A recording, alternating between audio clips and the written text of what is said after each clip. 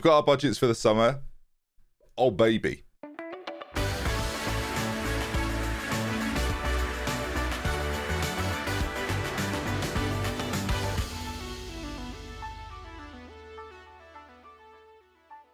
Viewers, welcome back to another episode on the channel. And before we kick off with our transfer discussion and end of season discussion, we've played the final 3 games of the season. I wasn't going to waste your time with games that ultimately didn't really matter whether we finished 10th or 11th. We finished 11th, typically in Thames style. We lost 3-0 to Sheffield United and 2-1 to Swansea.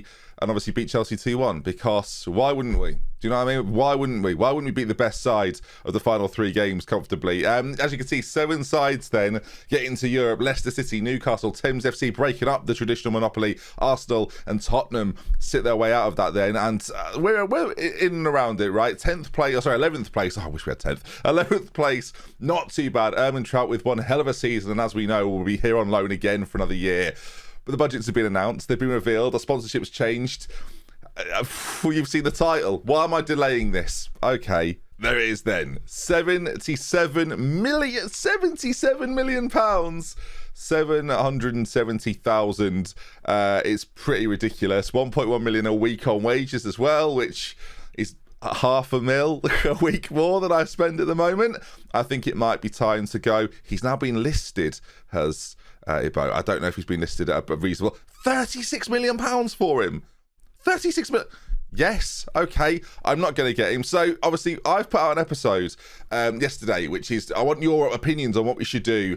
And then obviously I've got the money now to spend. So basically what I thought I'd do is document my reaction to all of this and then make a few decisions. Maybe get to sort of maybe middle of July-ish, so I can get the episodes up daily, right? So I need to be able to be ahead. Transfer windows take a long time. So let's talk through a few little bits and pieces then. We've had a transfer request that has been sent in by Jakob. Not happy that he's not played more. It's one of those classic, I promised something, I broke the promise, he's sat whatever, mate. Melon's got a wage hike. The big news for us is the commercial summary. Sponsorship has gone up £13 million, which is massive for us. Competition prize money went up as well, finishing 3 places higher than we did last season. So really impressive stuff, really based on what we did last year. And as I say, an 11th place finish at a team that needs revitalising. I think the reality is, if you take the loans out of this side and you do that, that's what we're working with right now. And Trout, you can add to that, of course, because he's here again. But we definitely need some more strength in depth. That central midfield area, Salatiel is great, but we need more players that we own in that central area. We've got £77 million. Of course, I'm going to try and sign some absolute superstars. I'm going to do my best to do that. I also think there needs to be a bit of emphasis on some young players that are coming through and hopefully will improve us year on year as we're moving players through. If we can get them cheaper as well, even better. I don't want to be in a situation where I have, 8 loans, 7 loans every single year. Like, it's fine for right now. And again, if those really good loan players are out there, then I'm going to make moves. If an Trout scores 28 goals for me this season and I can get him back because Bayern have already got brilliant strikers, then let's do it. But ultimately, I don't want to not necessarily waste wages, because again, you're saving money doing it, but I want to have players that are assets to me going forward. So if we do sell them on, we get to improve our team exponentially. And that's really the route here. This comes without any player sales as well. £77 million. Our balance is right now crazy 126 million. Again, so much money on the transfer budget, loads of money on the wage budget. And let's see then. I will delve now then into the transfer window, and then I will, so in between this, I'm going to read through your comments on the video from yesterday, and we'll see. It's basically battleships. It's Football Manager battleships. Have I done the things suggested from your comments yesterday? And hopefully I'll have a little bit of budget left to maybe readdress some of the things I've not focused on, because again, you are sort of the board scouts in this scenario. So yeah, here we are then. I'm delving in, and we will now fast forward to July, which will be at the end of today. I will look far tireder and far more out of breath. So, because this will have been manic, I suspect. So, hi.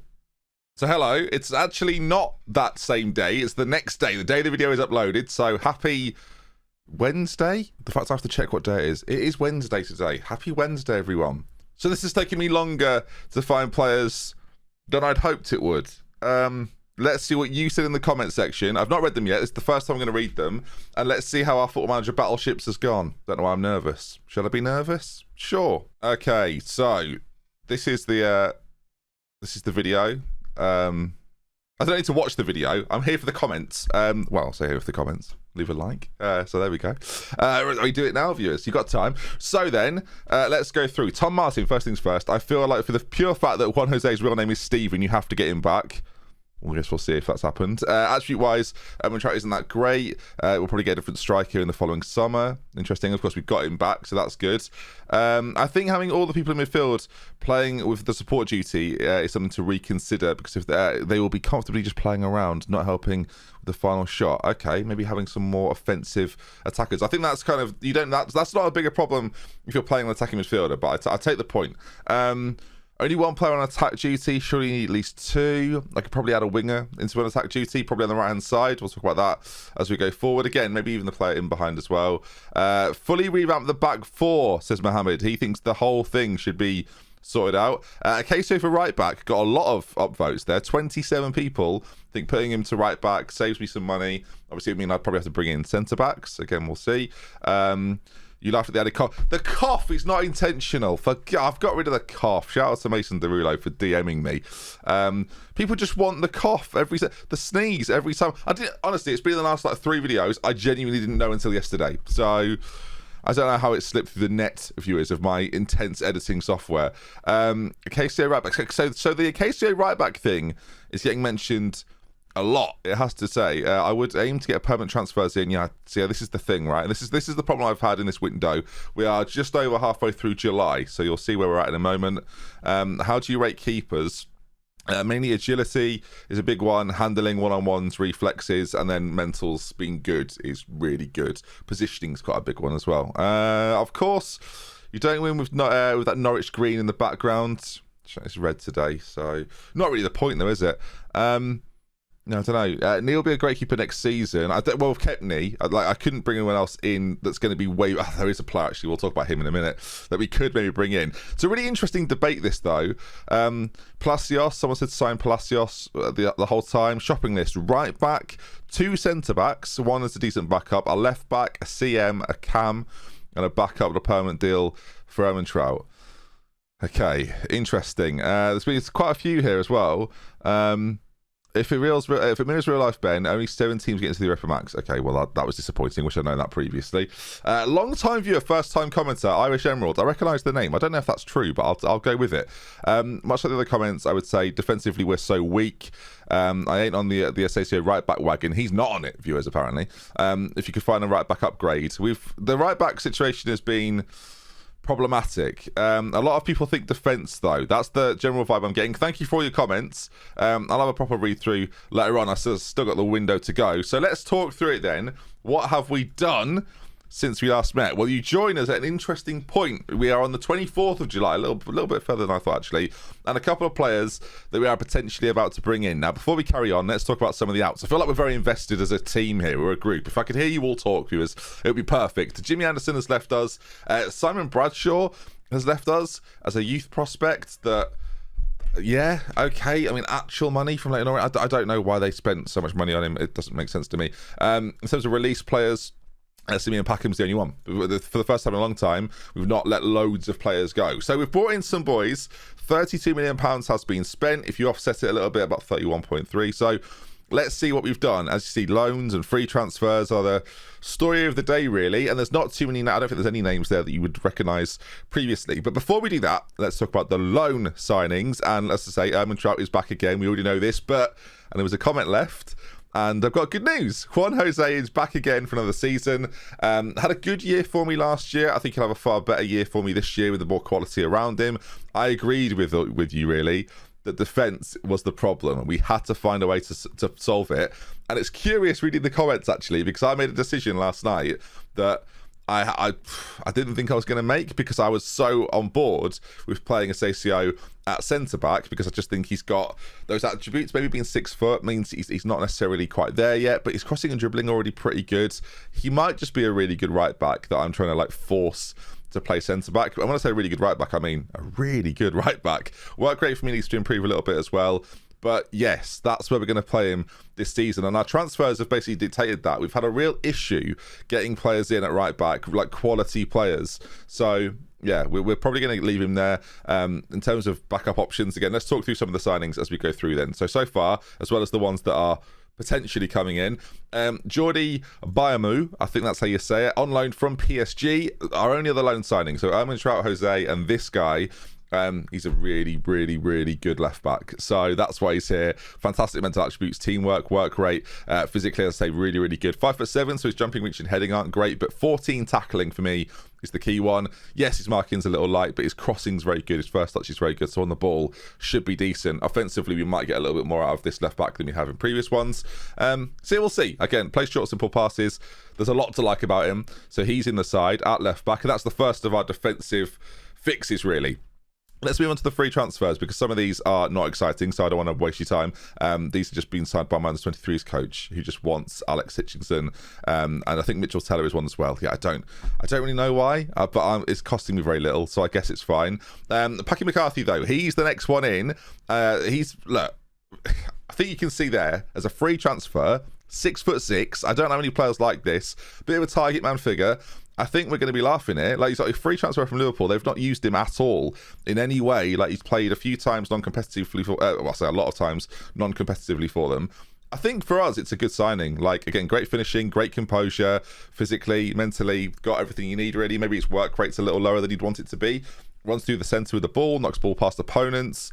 He can kind of do a lot, really. And again, for a free transfer to pick up as a fringe player on less than 20 grand a week, like, I think it's a bit of a steal. So yeah, Packy McCarthy, welcome to the team. You're going to be, hopefully, a decent option off the bench for us. So then there's these 5 names here. One of them, I realise you already know. Venturi has come in from Inter Milan for £4 million. Had a decent time online with us last year. How many games did he start? Started 11 games, got 3 goals, 5 assists, some substitute appearances in there as well. Very, very quick, great work rate, great passing, great technique, decent dribbling ability. If I had the option right now, I would probably let Esma go. He's wanted. There's still an option for, like, Inter Milan, ironically enough, want him.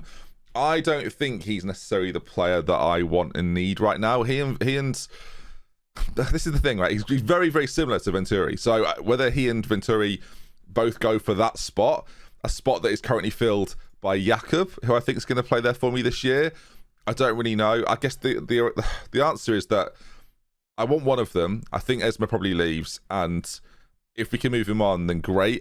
For some reason, I just don't think he's going to click in our side. When I've played him, he just seems, maybe it's the composure and the off the ball, and that's like such a big factor, and maybe his dribbling isn't quite good enough, his first touch isn't quite good enough. He doesn't seem to be all that good. He had a loan spell at Chicago Fire. The games he played for me on arrival, like, again, a 6.57. I've not been blown away by him. So I don't really know what to do with him right now. It's a signing I've made that is probably going to go down as one of the not so good signings. But who knows? Maybe he'll turn it around. The good thing as well about having both of them, you might think, well, we've got 3 players to play wide right. Why are you doing this? If Jakub has to play up front because we have an injury to Ermintrout, he can. And he's very, very good there. So we would move him there, basically, and that would solve the striking issue that would inevitably come up if Ermintrout gets an injury.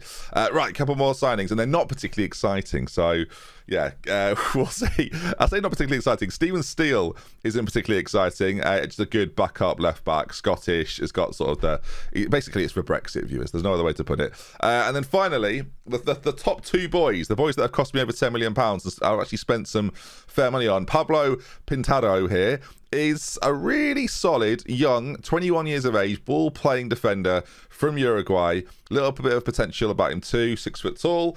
He could be a starter for me, I think. He's definitely a good backup. Some people were saying get a good backup centre-back. If I was going to do that, I wanted one on the left side that has still got some value, has still got some sell-on ability, things like this. And if he had to play for me because of an injury, I'd be pretty happy, and that's the guy we've brought in.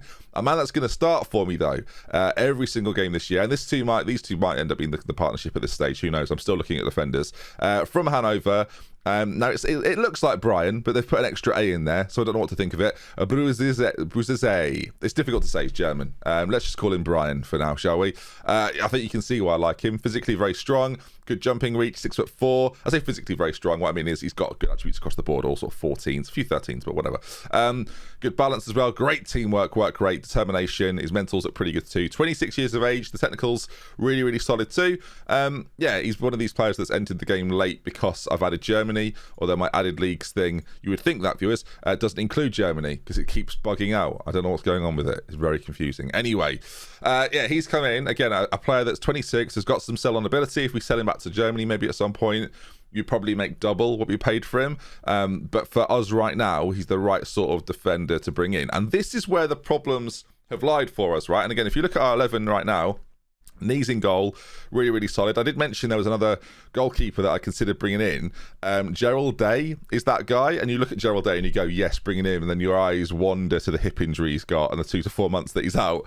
Yeah, he would obviously be a really good addition. He's been at Chelsea, Olympiacos, where he's been okay. Yeah, I don't know. He's like a third choice keeper for England, so he's not bad, is he? And star rating wise, he's very good. But that injury right now is the problem. So Lewis Knee is going to stick around in goal for us as for now. Acacio is going to move to right back. It's the move, yeah, we are going to make. Brian Bruzese, something like that. He's a centre back with Pintado. Look, centre back options for us are not great. We've lost 2 centre backs, Rizzo and the guy from Dortmund whose name has completely left my mind. Hang on, viewers, we're going to get this together. You know exactly who I'm talking about as well, as do I. It's Osmanovic. Osmanovic. Was it Osmanovic? Was it just Osmanovic, viewers? It was the year before because we had him for 2 years. Very confusing. Osmanovic, yes. So he's gone back to Dortmund. We couldn't loan him back again, and he costs a fortune. So we're not getting him again. So again, hence we've had to buy some centre backs. As a partnership, I think it's okay. I still think maybe bringing in another defender, maybe left-sided, would be fine. We've got Jordi at left back. At left back. I think he's going to be great. I'm really excited by him. Salatiel and Juan Jose to play in central areas. Melon is improving and getting better, and this is exciting because this is the unknown quantity for me right now. If he has a good season this year and then becomes one of the best players in the world, which I think he's got the potential to be, he's a wonder kid, he's got loads of potential ability. I don't know how good he'll be, but I'm excited to see it happen in my side. Agdanovic as well. Agdanovic on the left-hand side. He's another one that, like, he could be. He's the sort of player that if I sell, I will never get better than him. And I know that now. So I don't want to sell him. And he could be here for, like, the rest of the series now. 19 years of age. There's not a great need to sell him. That £78 million release fee is the problem. But he's on a 4-year contract. Like, we've got him locked down for a while. Jakub Bralewski on the right hand side. Again, I think he's going to play there for me for the start of the season at least. He played there for me last year with an output of 7 goals and 11 assists, and his average rating was just a little lower, and that frustrated me. But the reality is that output in this league is pretty good. And again, if Erman Trout's bagging goals up front, then we're laughing. The likes of McGregor still here, of course. Capes, who's probably going to be moved on for a different goalkeeper because he's awful. Magel's still here. Dominic Doles is still here. And Pizarro, of course, a good backup right back at this point.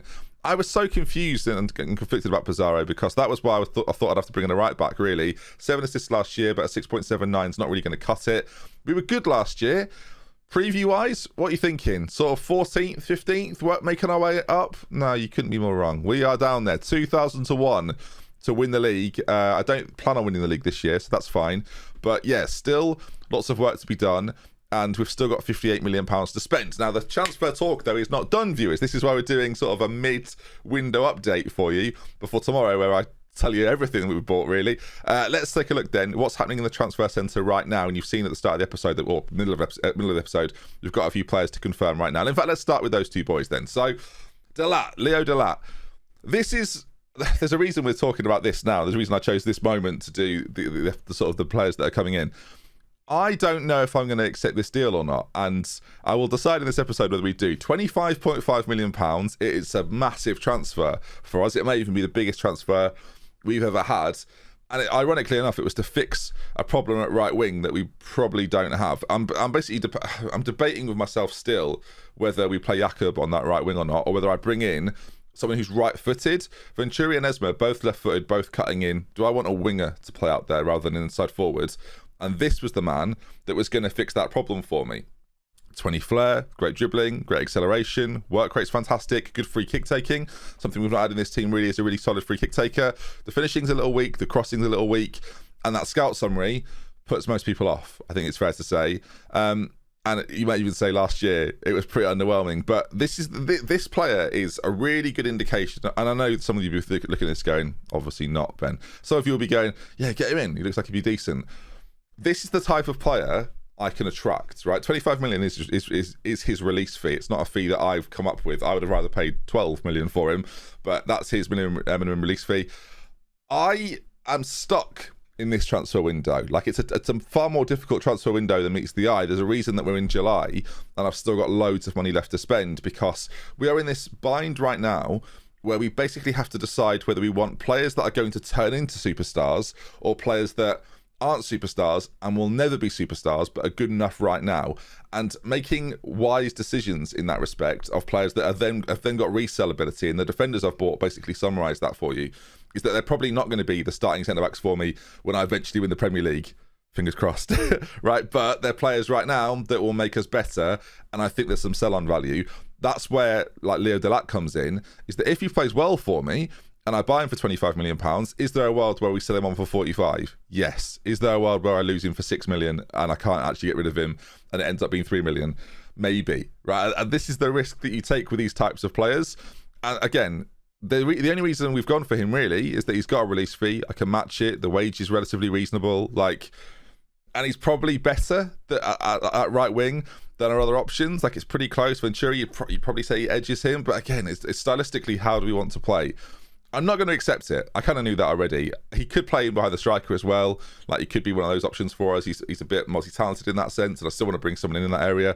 But £25 million is too rich. But what I'm getting at is I have to overspend in some scenarios to get players to even be interested in Thames. Our reputation isn't good. In fact, I'm sure I can probably show you our reputation. Is it rankings or club list or something like that? We'll go club list. I think it's this. So in England right now, this is the ranking for reputation, and I sit here right at the bottom. It's 3 stars for those that can't see it, or 3.5 stars now. Actually, we've gone up a little bit, so we are level with the likes of Sheffield United, and then Crystal Palace are 3. So you've kind of got to judge for it. But look at the Championship sides that are above me right now. Norwich, the key one, because they've still got a superstar player that I can't get, and it's really annoying.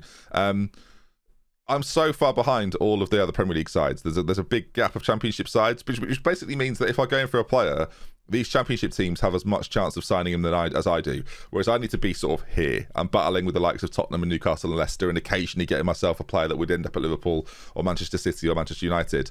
So we're battling that, really.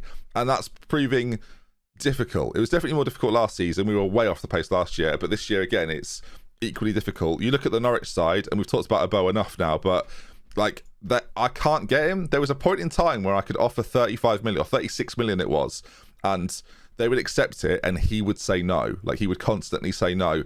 Instead, he's going to be in the Championship. Norwich are going to absolutely destroy the Championship, and I guess we'll see where our standing is at the end of the season.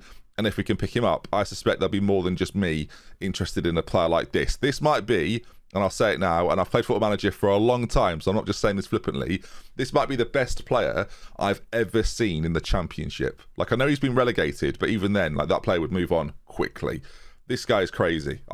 Unbelievable. Absolutely unbelievable. You'd put him in any top team in the world. That's basically the summary of this. Norwich got him for 55 million from Porto a few years ago. He didn't have a great year last year, arguably why they got relegated, but still, like, absolutely unbelievable. And they've got a host of players like that as well. So we're now in a situation of who do we sign and when. So Delat's not going to be coming in. Petrick, now this is really frustrating. Petrick at 50k a week is a free transfer. And I'm going to sign. Like I'll tell you now, I'm going to sign him. I've got a lack of depth. He's got real experience. Serbian international, 50 goals in 165 from a central midfield role. Like, unbelievable, really. We're going to get him. It wasn't necessarily the guy I wanted, which is a little bit frustrating. If we scroll down a little bit, there was a player similar to him, and I've now got to try and remember his name and hope that I can remember his name. Where did he go? There's a few players I've missed out on that, like, I'm gutted about. And I'm now trying to find this guy, Benno. There you are, easy enough. Jacob Benno. This is the one I wanted. Physically a little bit better, 6'4", similar player to the other guy as well. But yeah, we couldn't get him in. So we are going to settle for Petrick, the experience to bring him into the side. I think it's a good addition. It's a lot of weekly wage, but it's only a year contract. And I just think having him in the side is like a good, smart decision. Our central midfield options are a little thin, right? We've got the 2 guys starting, and then McGregor, and now this new guy to play there as well. We'll probably look for another one, probably go look for an attacking midfielder too. So still some work to be done. It's a long video, this. Like, there's been a lot to talk about. I think I'm going about it the right way. I'm interested to know your thoughts again on whether you think I'm getting it right, what you think about the transfers that I'm making. Am I approaching it in the most sensible of ways? Or am I overcomplicating it a little bit? And should I just sign the best players possible to elevate myself? Because that goes through my mind, but then I look at those best players like possible in terms of maybe value or quality, right? And I wonder, can I actually get them in? Is that going to work for me? So I go to value as a simple example. I look at this guy, Aston Villa, who recently been relegated, and I think, is he better than what I've got just because his value is a lot? And I can sort of do that throughout the line. Like, this is a £25 million striker, apparently. Like, these players that are actually applicable to me, and yes, it's on doubtful, like, they're not that interested. So it's a real battle to know who I can attract if they make me significantly better. Like Tom Williams at left back, brilliant left back, but it's going to be a big wage. It's going to be over 35 million, over 40 million, where I can loan a player from PSG for a couple of million for the season. Like, it's just a better deal overall, isn't it? Financially, we are absolutely fine. 60 million still to spend, 97 million in the books, and we're going to have the lowest wage in the league again. I'm pretty confident of that. Our structure of contracts, although starting to up itself a little bit. We've got a few more players above at least 30k now, so that's going to be exciting too, to see how this sort of evolves the squad a little more. But if you look at by value, there's still quite a few players under that 10 million mark that the reality is they can't exist forever. And we do eventually, if we have ambitions to win the Premier League in a couple of seasons, then, or say a couple of seasons, 5 seasons maybe, then yeah, we've got to move it on. But again, sticking to the model, making sure we can get players through the door, and overall improving our side. Winning an FA Cup would really help. Winning a League Cup would probably help. Finishing in European spots would definitely help. And that will hopefully be the plan of this coming season. Definitely top 10. We haven't done it yet. That's the plan for next year. Again, thoughts in the comment section. Leave a like if you enjoyed. And yeah, a little bit more of an in-depth transfer chat. Don't always do it like this. Usually just do a reveal or a stream. But yeah, all my thoughts really have been laid bare. Any other questions, leave in the comment section down below and I will try and get to them. And yeah, see you soon. With love, with care. Goodbye. It's tough. It's really tough. And I was right with some of them. Stephen's back.